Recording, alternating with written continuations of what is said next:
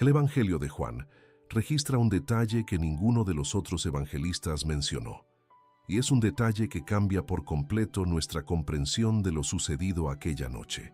Juan escribe: Jesús, sabiendo que el Padre había puesto todas las cosas en sus manos y que había venido de Dios y volvía a Dios, se levantó de la cena, se quitó el manto y se ciñó una toalla a la cintura.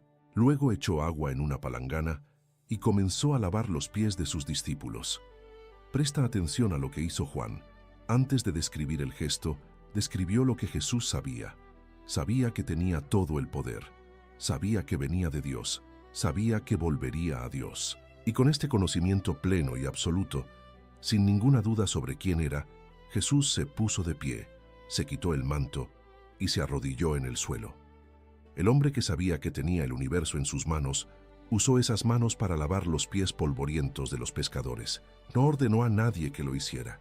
No se lo pidió a un sirviente. Él mismo se arrodilló. Él mismo tocó los pies de cada uno, incluidos los pies de aquel que ya había aceptado el precio de la traición. El Jueves Santo es la noche más significativa de toda la Semana Santa. Concentra tres de los momentos más sagrados de la fe cristiana: la institución de la Eucaristía, el nuevo mandamiento del amor y la oración en Getsemaní. Cada uno de estos momentos por sí solo bastaría para llenar toda la historia. Juntos, en una sola noche, conforman el corazón palpitante de todo lo que la Iglesia ha celebrado durante 2000 años. Y hay algo que conecta estos tres momentos de una manera que pocos comprenden. Jesús lavó los pies, el gesto más humilde.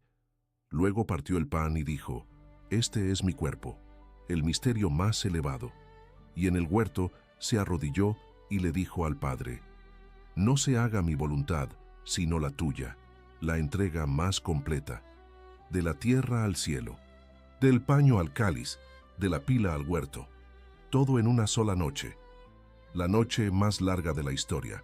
Pero antes de todo eso, antes de tomar la toalla, antes de partir el pan, Jesús pidió a 2 de sus discípulos que fueran a la ciudad a preparar una habitación. Y lo que encontraron allí, en aquel piso superior, era mucho más que un simple lugar para cenar. Lucas relata que Jesús envió a Pedro y a Juan con instrucciones precisas. Al entrar en la ciudad, encontrarán a un hombre que lleva un cántaro de agua. Síganlo hasta la casa a la que entre y díganle al dueño: «El maestro pregunta: ¿dónde puedo cenar la Pascua con mis discípulos?». Él les mostrará una habitación grande y amueblada en el piso de arriba. Preparen todo allí. Pedro y Juan fueron y encontraron todo tal como Jesús les había dicho. El detalle del hombre que lleva agua es significativo. En el siglo I, llevar agua era tarea de mujeres. Un hombre que cargaba un cántaro de agua sería fácilmente identificable entre la multitud, como una señal preestablecida. Jesús lo había preparado todo con antelación. No estaba improvisando. Sabía exactamente lo que sucedería esa noche y eligió cada detalle. El lugar se conoció como el cenáculo, del latín cenaculum, que significa comedor.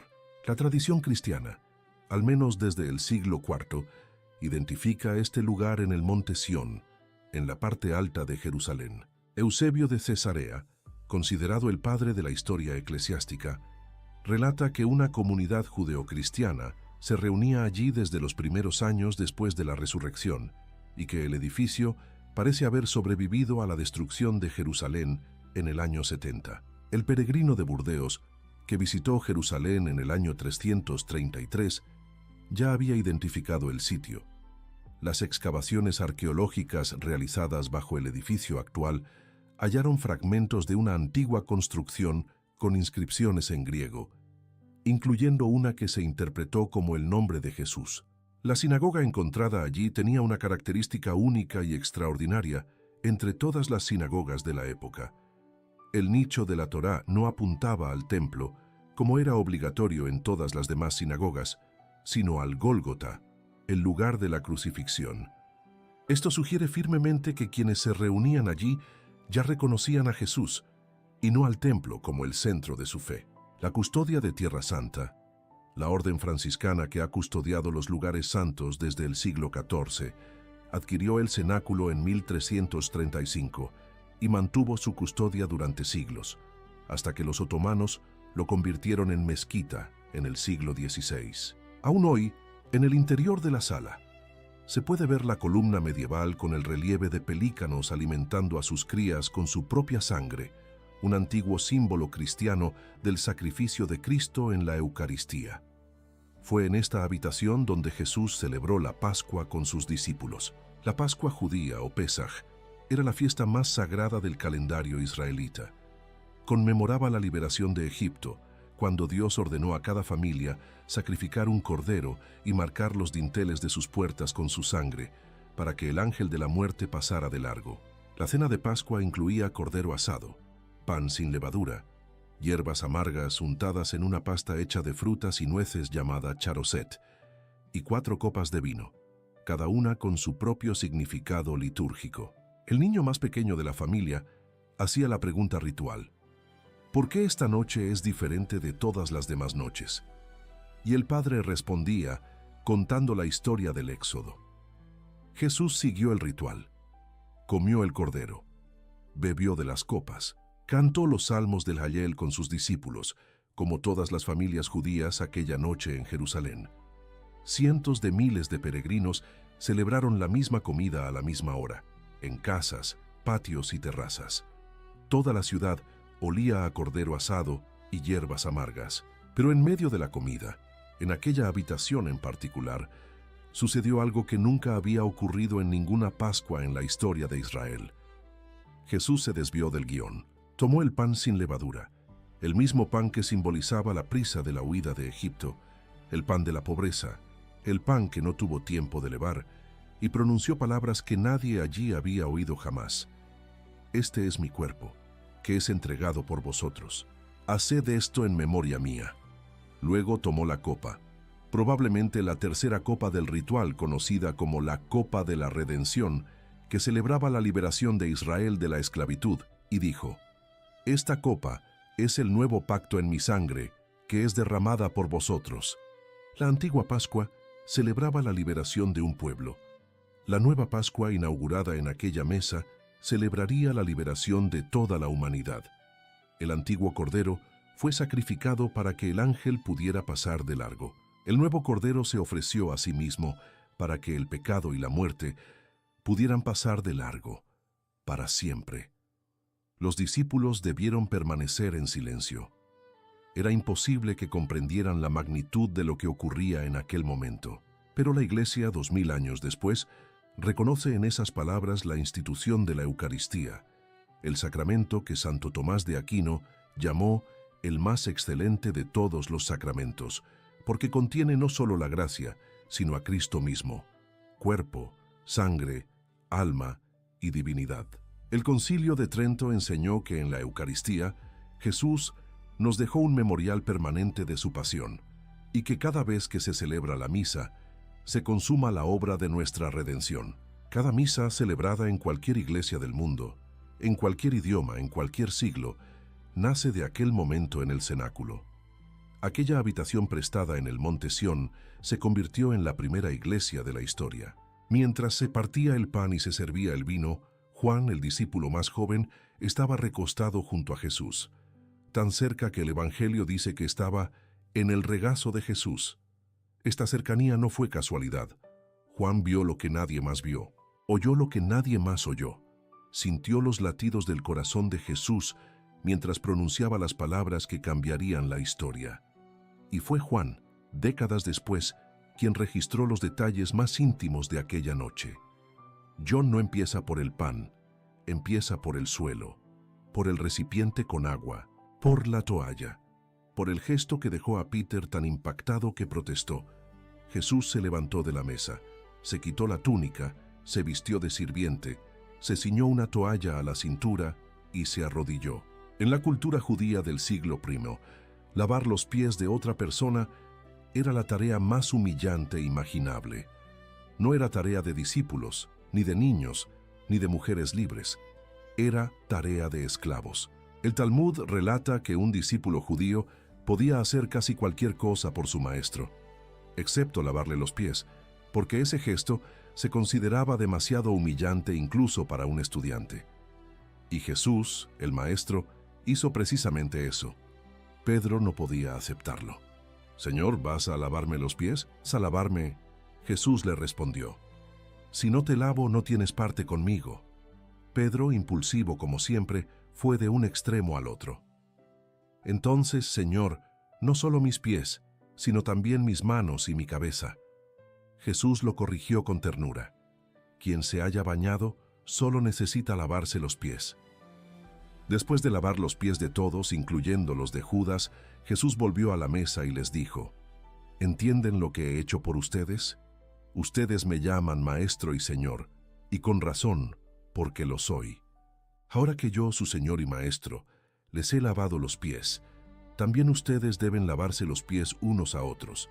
Les he dado ejemplo para que hagan lo mismo que yo he hecho con ustedes». Luego le dio un nuevo mandamiento: «Ámense los unos a los otros como yo los he amado. En esto conocerán todos que son mis discípulos, si se aman los unos a los otros». La palabra nuevo es crucial. La ley de Moisés ya nos ordenaba amar al prójimo como a nosotros mismos. Eso no era nuevo. Lo nuevo era la medida: como yo os he amado. El estándar dejó de ser el amor propio y se convirtió en el amor de Cristo. Y este amor acababa de ser demostrado, de rodillas en el suelo, con una toalla y una palangana, lavando los pies del traidor. Siglos después, en la campiña francesa, una joven monja carmelita llamada Teresa de Lisieux, conocida como Santa Teresa del Niño Jesús, descubrió algo que transformaría para siempre la espiritualidad cristiana. Teresa ingresó en el convento con tan solo 15 años. No predicó a multitudes, no fundó hospitales, no viajó por el mundo. Vivió 24 años, 9 de ellos en un convento, y murió de tuberculosis en una sencilla habitación. Pero lo que experimentó en esos 9 años cambió la manera en que millones de personas comprenden la santidad. Teresina comprendió que no podía ser como los grandes santos que admiraba. No tenía la fuerza de San Pablo, la elocuencia de San Agustín, ni la resiliencia de los mártires. Así que le preguntó a Dios: ¿hay un camino para los humildes? ¿Para quienes no pueden alcanzar grandes cosas? Y encontró la respuesta en el Evangelio mismo. Lo llamó el camino sencillo o sendero sencillo. La santidad reside en los gestos más pequeños, realizados con el mayor amor. Teresa escribió: «No es necesario hacer grandes cosas para agradar a Dios. Basta con hacer pequeñas cosas con gran amor». Una vez, una monja del convento la irritaba profundamente con su forma de ser. En lugar de evitarla o pedirle que la cambiaran de lugar, Teresa comenzó a tratarla con tanto cariño, con tanta atención deliberada, que un día la monja le preguntó: «¿Qué es lo que te atrae tanto de mí? Cada vez que me miras, sonríes». Teresa no reveló la verdad, pero lo que hacía era exactamente lo que Jesús hizo en el cenáculo: servir a quienes no sabían que estaban siendo servidos, amar a quienes no correspondían, lavar los pies de quienes jamás lo pedirían. Cada sonrisa era un recipiente de agua. Cada acto de paciencia era una toalla. En otra ocasión, Teresa relató que durante una fría noche en el convento, oyó a una monja lavando ropa en una palangana. El ruido la irritó y la mantuvo despierta. Pero en lugar de quejarse, oyó una melodía en aquel sonido rítmico y ofreció la incomodidad a Dios como un acto de amor. «Recoger un alfiler por amor puede convertir un alma», escribió. Era el lenguaje del cenáculo traducido a la vida cotidiana de una monja carmelita de 20 y tantos años. La caminita de Teresa es el lavamiento de pies extendido a toda su vida. Cada gesto oculto, cada paciencia renovada, cada sonrisa ofrecida cuando el deseo era llorar, todo esto se encuentra en la toalla y la palangana. La Iglesia reconoció la profundidad de este descubrimiento en 1997, cuando el Papa Juan Pablo II declaró a Teresa doctora de la Iglesia, la persona más joven en recibir este título en la historia. Una joven de 24 años, sin ningún tratado teológico formal, elevada al mismo nivel que San Agustín y Santo Tomás de Aquino, porque comprendió algo que a los más grandes teólogos les llevó siglos articular.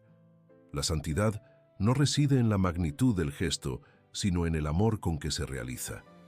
De vuelta en el aposento alto, Después del lavamiento de los pies y el nuevo mandamiento, Jesús miró a sus discípulos y les dijo algo que los inquietó. «Uno de ustedes me traicionará». Pedro señaló a Juan, que estaba recostado junto a Jesús, y le pidió que averiguara quién sería. Jesús respondió en voz baja: «¿Será aquel a quien yo le dé este trozo de pan después de mojarlo en el plato?». Mojó el pan y se lo dio a Judas. Juan relata: «Después de que Judas recibió el pan, Satanás entró en él». Y Jesús dijo: «Lo que vas a hacer, hazlo pronto». Nadie en la mesa entendió. Pensaron que Jesús le pedía a Judas que comprara algo para el banquete o que diera dinero a los pobres. Judas se marchó, y Juan registra el momento con 4 palabras que pesan como plomo. Y era de noche. Después de que Judas se marchara, Jesús habló con los discípulos con una intimidad que no se encuentra en ningún otro lugar de los evangelios. Estos son los llamados discursos de despedida, registrados por Juan en los capítulos 14 al 17, las palabras más profundas y reconfortantes de toda la Escritura. Jesús sabía que en pocas horas sería arrestado, y en lugar de hablar de sí mismo, habló de ellos. Consoló a quienes debían consolarlo. Fortaleció a quienes debían fortalecerlo. No se angustien. Creen en Dios, crean también en mí. En la casa de mi Padre hay muchas moradas. Si no fuera así, les habría dicho que voy a prepararles un lugar. Yo soy el camino, la verdad y la vida. Nadie viene al Padre sino por mí. Nadie tiene mayor amor que este, dar la vida por sus amigos. Ustedes son mis amigos. Les dejo la paz, mi paz les doy. Yo no se la doy como el mundo la da. No se angustien ni tengan miedo». Entonces, Jesús hizo algo que revela la inimaginable magnitud de su amor. Oró en voz alta por sus discípulos, y no solo por ellos, sino también por los que creerán en mí por la palabra de ellos. Esta oración, que los teólogos llaman la oración sacerdotal, es la más larga de Jesús registrada en los evangelios. En ella, ora por cada persona que, a lo largo de 2000 años, llegaría a la fe. Todo cristiano de cada generación está incluido en esa oración pronunciada en una habitación del monte Sión, horas antes de su arresto, incluida toda persona que esté escuchando esta historia ahora mismo.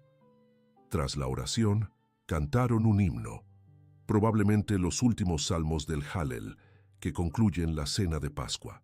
Y salieron a la noche. Cruzaron el valle de Kidrón y subieron a un jardín llamado Getsemaní, en las laderas del Monte de los Olivos. El nombre Getsemaní proviene del hebreo y significa prensa de aceite, porque allí se prensaban las aceitunas para extraer el aceite. Hasta el día de hoy, en el jardín que la tradición identifica como Getsemaní, hay 8 olivos de más de 900 años, cuyas raíces, según estudios realizados por el Consejo Nacional de Investigación de Italia en 2012, podrían remontarse a la época de Cristo. Los árboles que presenciaron aquella noche podrían seguir vivos. Jesús les dijo a sus discípulos: «Siéntense aquí mientras yo voy allá a orar». Llevó consigo a Pedro, Santiago y Juan, los mismos 3 que habían presenciado la transfiguración, y les dijo algo que revelaba la profundidad de sus sentimientos. «Mi alma está abrumada de tristeza hasta la muerte. Quédense aquí y velen conmigo». Luego se apartó un poco, cayó rostro en tierra y oró: «Padre, si es posible que pase de mí esta copa, pero no se haga mi voluntad, sino la tuya». Esta oración es el corazón del Jueves Santo. No es una oración de resignación pasiva, sino de entrega activa.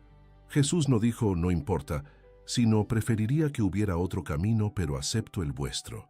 La voluntad humana de Jesús sintió el peso de lo que estaba por venir, pero el amor al Padre y el amor a la humanidad prevalecieron. San Agustín escribió que en ese momento, Jesús tomó sobre sí el temor que es nuestro, para darnos el valor que es suyo. Sintió lo que sentimos ante el sufrimiento, para que sepamos que Dios no está lejos de nuestro dolor. San Juan Crisóstomo añadió que Jesús oró de esta manera, no por debilidad, sino para enseñar a los discípulos que es posible sentir angustia y aún así obedecer. La oración de Getsemaní no es la de alguien que se ha rendido, sino la de alguien que eligió confiar cuando todo en su interior le impulsaba a huir. Lucas, que era médico, registra un detalle que ninguno de los otros evangelistas menciona. En medio de una profunda agonía, oraba con mayor fervor, y su sudor se convirtió en gotas de sangre que caían al suelo. La tradición de la Iglesia siempre ha entendido este momento como la máxima expresión de la unión entre la humanidad y la divinidad de Cristo.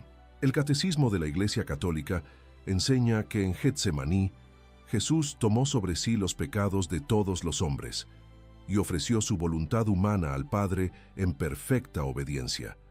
Jesús regresó a sus discípulos 3 veces, y las 3 veces los encontró durmiendo. La primera vez le dijo a Pedro: ¿no pudieron velar conmigo ni una hora? Velad y orad para que no caigáis en tentación. El espíritu está dispuesto, pero la carne es débil. Hay algo profundamente humano en esta escena. El Hijo de Dios, en la hora más difícil de su vida terrenal, pidió compañía. Pidió que alguien velara con él. No les pidió que hicieran nada, solo que estuvieran presentes. Y sus amigos más cercanos, los mismos que habían prometido no abandonarlo jamás, no pudieron mantenerse despiertos. Su sueño no era por pereza. Lucas, el médico entre los evangelistas, dice que dormían de tristeza. Había tal peso en el ambiente que sus cuerpos cedieron. Esto es lo que sucede cuando el alma ya no puede soportar lo que siente. El cuerpo se paraliza como forma de protección. Pero Jesús permaneció despierto. Continuó orando. Continuó regresando a ellos 3 veces, como si dijera: sé que ya no puedes soportarlo más, pero aún así voy a ir a verte. Siglos después, en el sur de Italia, un joven fraile capuchino llamado Francesco Forgione, a quien el mundo conocería como el Padre Pío, experimentó algo que la Iglesia reconoce como participación directa en el misterio de Getsemaní. La mañana del 20 de septiembre de 1918, tras celebrar la misa, el Padre Pío rezaba en el coro de la iglesia cuando vio ante sí una figura misteriosa: Cristo, con las marcas de la pasión. Tenía las manos, los pies y el costado marcados. El Padre Pío sintió un dolor intenso, y cuando la visión desapareció, se dio cuenta de que él también tenía las mismas marcas en su cuerpo. Las heridas sangraron a diario durante 50 años. El Padre Pío declaró bajo juramento ante el obispo Rossi, enviado por el Vaticano, para investigarlo en 1921. Vi a nuestro Señor crucificado.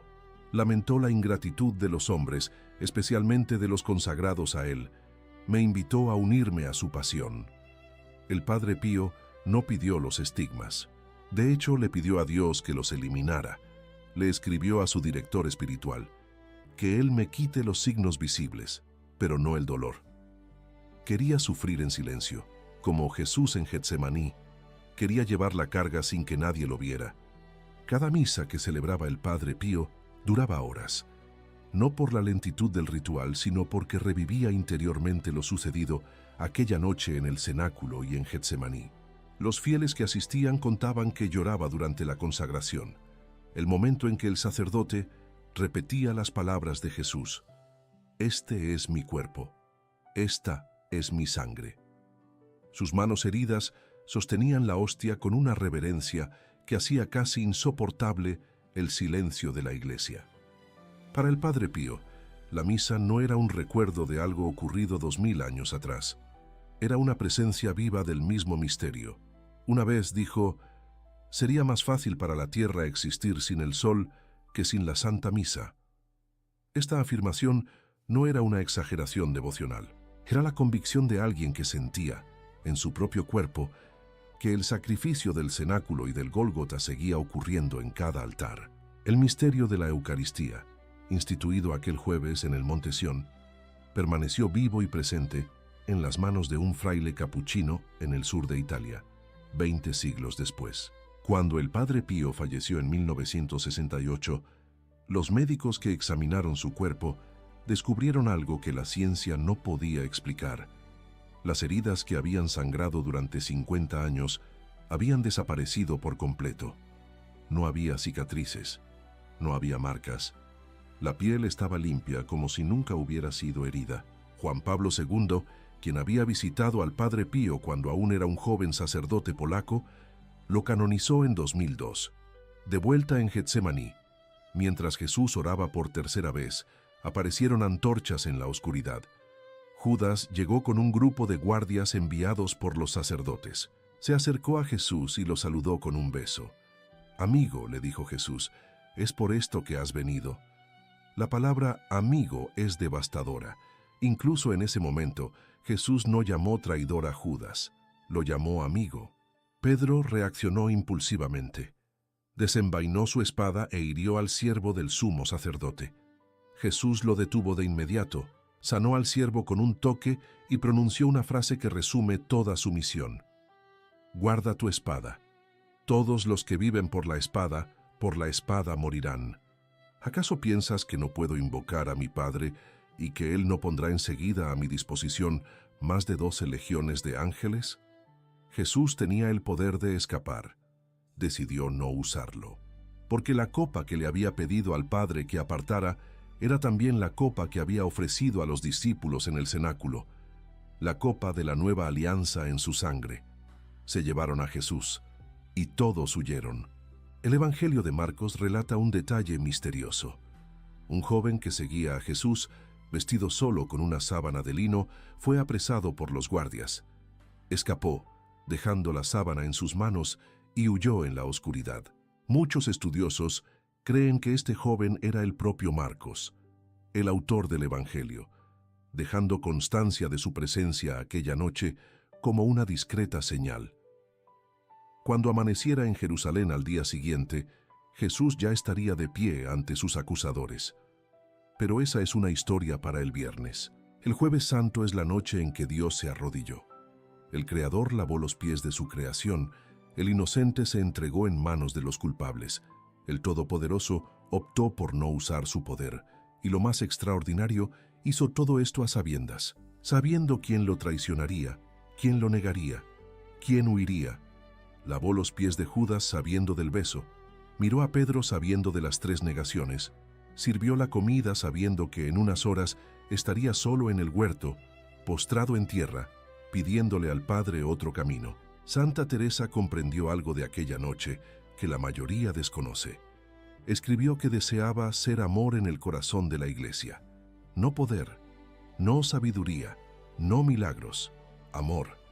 Y el amor, como Jesús demostró en el cenáculo, no se manifiesta en el trono, se manifiesta en el suelo. No se expresa en discursos grandilocuentes, se expresa en una toalla, en una palangana, en un trozo de pan partido. Teresa lo llamó el camino pequeño, porque el camino de Jesús aquella noche era descendente, de la mesa al suelo, del suelo al huerto, del huerto a la cárcel. La grandeza descendió hasta que no pudo descender más. El Padre Pío comprendió otra dimensión de aquella noche. Se dio cuenta de que el cenáculo no había terminado, que cada misa es el cenáculo, que cada vez que un sacerdote eleva el pan y dice, «Este es mi cuerpo», esa habitación en el monte Sión se abre de nuevo, que el cáliz elevado en el altar es el mismo cáliz de aquel jueves. El Padre Pío llevó en su cuerpo durante 50 años las marcas visibles de esta verdad. Sus manos sangraban al tocar el pan consagrado, como si Cristo mismo dijera, a través de esas heridas, esto no es un recuerdo, esto está sucediendo ahora. Lo que el Jueves Santo nos pide a quienes escuchan esta historia es más sencillo de lo que parece y más difícil de lo que imaginamos. Nos pide que bajemos, que nos quitemos el manto del orgullo, nos ciñamos la toalla de la humildad y lavemos los pies de quienes están a nuestro lado. No los pies de quienes nos admiran, sino los de quienes nos irritan, los de quienes nos han decepcionado, los de quienes nos han traicionado. Porque eso fue precisamente lo que hizo Jesús. Y después de lavarnos, partamos el pan. No solo el pan de la Eucaristía, que es el más sagrado de todos, sino el pan de la presencia, del tiempo dedicado, de la escucha sincera, del perdón ofrecido antes de ser pedido. Partir el pan es compartir lo que uno es, no solo lo que uno tiene. Y después de partir vayamos al jardín. Aceptemos lo que venga, no con triste resignación, sino con la oración de Jesús. no se haga mi voluntad, sino la tuya. Esa es la oración más valiente que se puede hacer, porque no es fácil renunciar al control. No es fácil decirle a Dios, confiaba en otro camino, pero acepto el tuyo.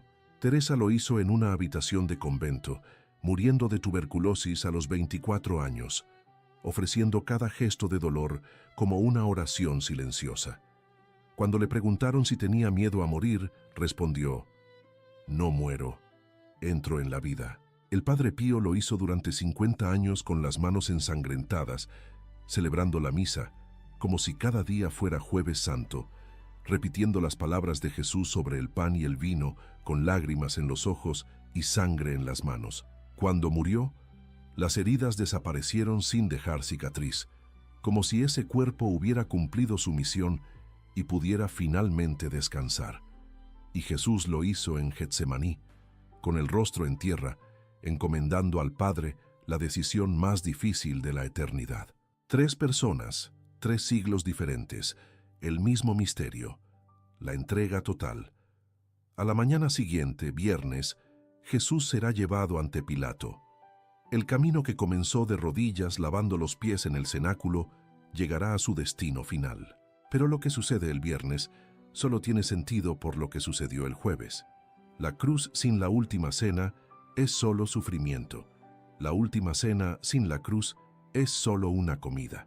Juntas, forman el misterio que ha sostenido la fe cristiana desde el primer siglo hasta nuestros días.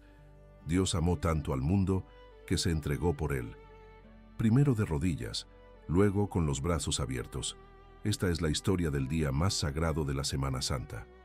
Si te conmovió, compártela con alguien que necesite escucharla. Y sigue esta saga, porque el Viernes Santo es el capítulo más oscuro y a la vez más luminoso de toda la historia de la humanidad, y merece ser contada con toda la reverencia que este misterio exige.